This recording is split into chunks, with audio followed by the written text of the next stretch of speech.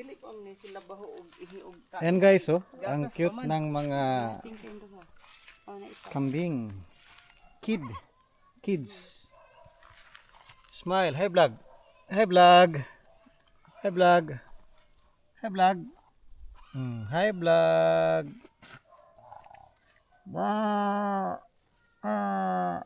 Cute ay. Cute na mga kambing. Diyos, ani ako magadun diha kanino bayaran ka awitan ka sa akong pagduman. O Diyos, pasaylua ako sa akong kasaypanan. Kay ikaw lamang ang akong dalampanan.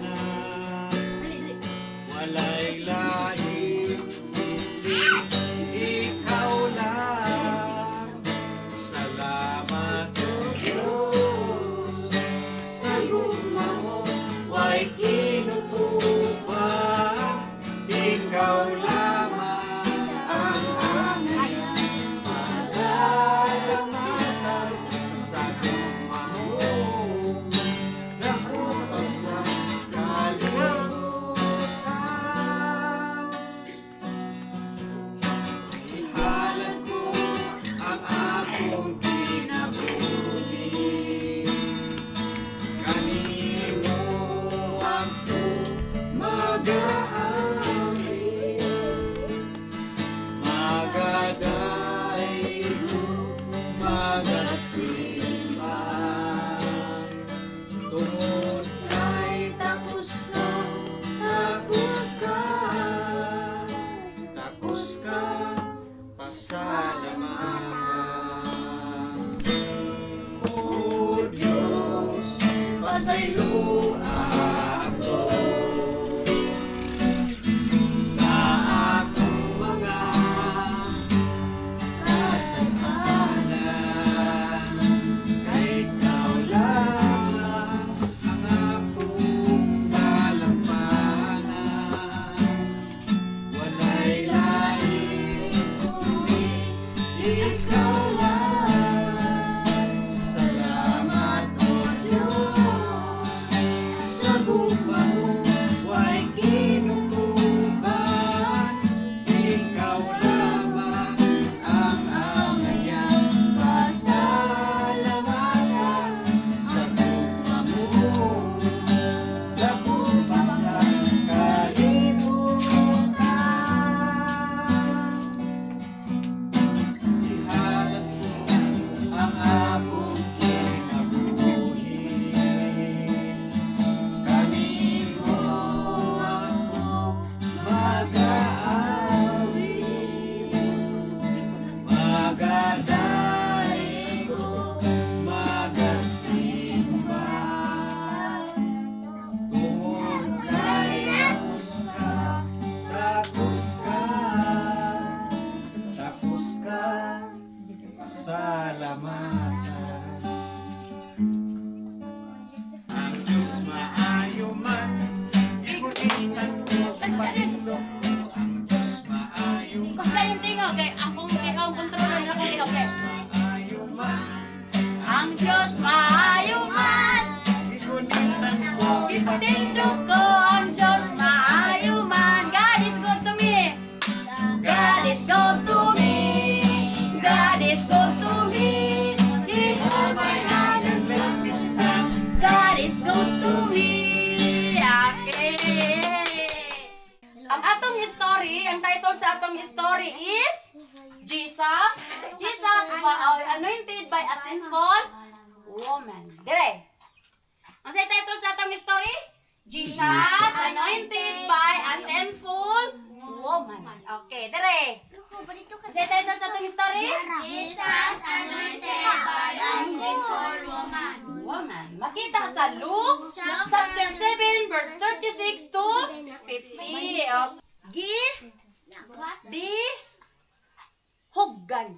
Di Hogan. Sa may laing term sa nga Gipili. Di- Gipinasahi nga pagpili. Gidihugan. makasabot na mo sa gidihugan pagyapon. Basta mao na to. Sa English na lang ta paingon. Anointed. Okay, mga ate, mga future teachers nato sa values class. Paminaw ta. Ang atong story, nag-title of Jesus anointed by a sinful woman. Makita sa Luke 7:36 to 50. Miadtong lungsura, may usa ka babayi nga daotag kinabuhi. Unsa ko ni naa dito sa lungsod nila? Daotang babae. Usa ka babae nga for example, anang unsa ng dautan? Dautan man kuno kay tong babae ana. Unsa man to siya? Usa ka makasasala kayo. Lain siya og Batasan. usa na nang batas, lain pud siya og banang buhat binuhatan. Lain siya og binuhatan kay dautan mga babae. Kamo mga babae, mga girls dere. Dautan. Mga dautan ba mo og binuhatan? Mga Dili, mga obedient, mga bata nga mga obedient. Unsa ginang obedient? Butan. Okay, mga matino manon. Sa iyang pagkadungog nga si Jesus nagkaon dito sa balay sa Parasiyo, miadto siya dala ang usa ka tibod nga alabastro nga puno sa pahumot. Siya sa luyo sa tiilan ni Jesus, mihilak siya og nahumod sa iyang mga luha ang mga tiil ni Jesus. Kinsa mang mga luha itong nakahumod sa tiil ni Jesus? Babae. Kinsa man dito naghilak? Ang babae nga Stroke. ay, sabi na stroke oy. Nada, katong babae nga da. Tao naghilak siya sa tiilan ni Jesus. Umauday ni siya no. Luha day nang himing. Dagay day sa iyang mga aping dire. Unsa ba gayod ang iyong giadto aron tan-awon, propeta ba?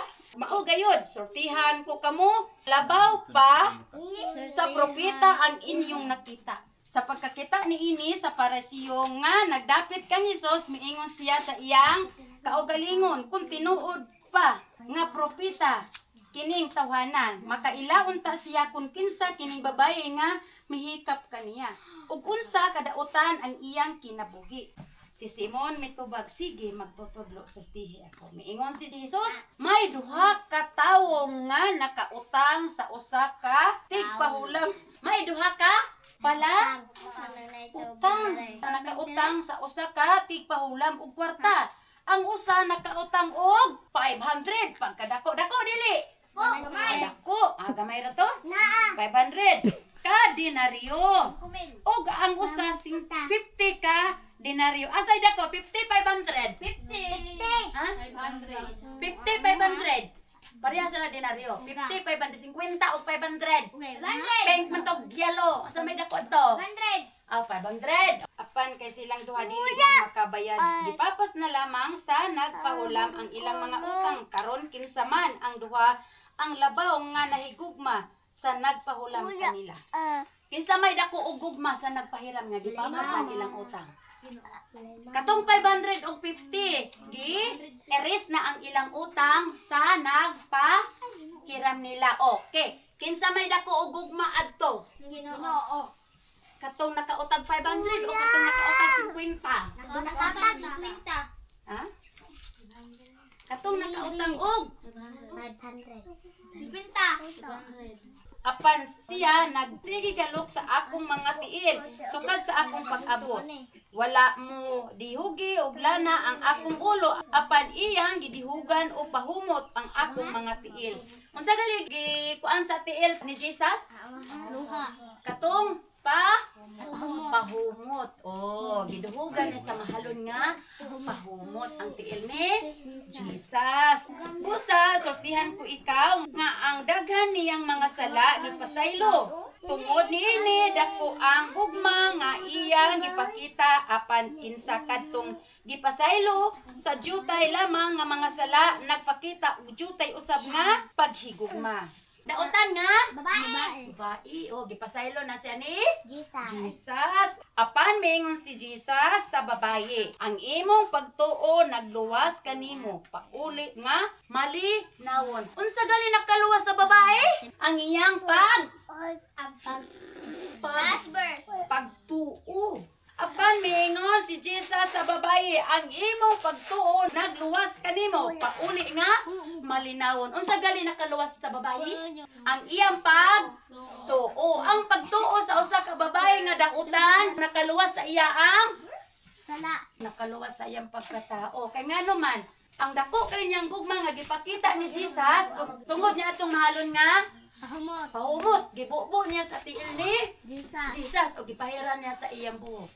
Tungod sa kadako sa iyang gugma nga iyang gipakita ni Jesus o iyang gituuhan nga siya Ayaw.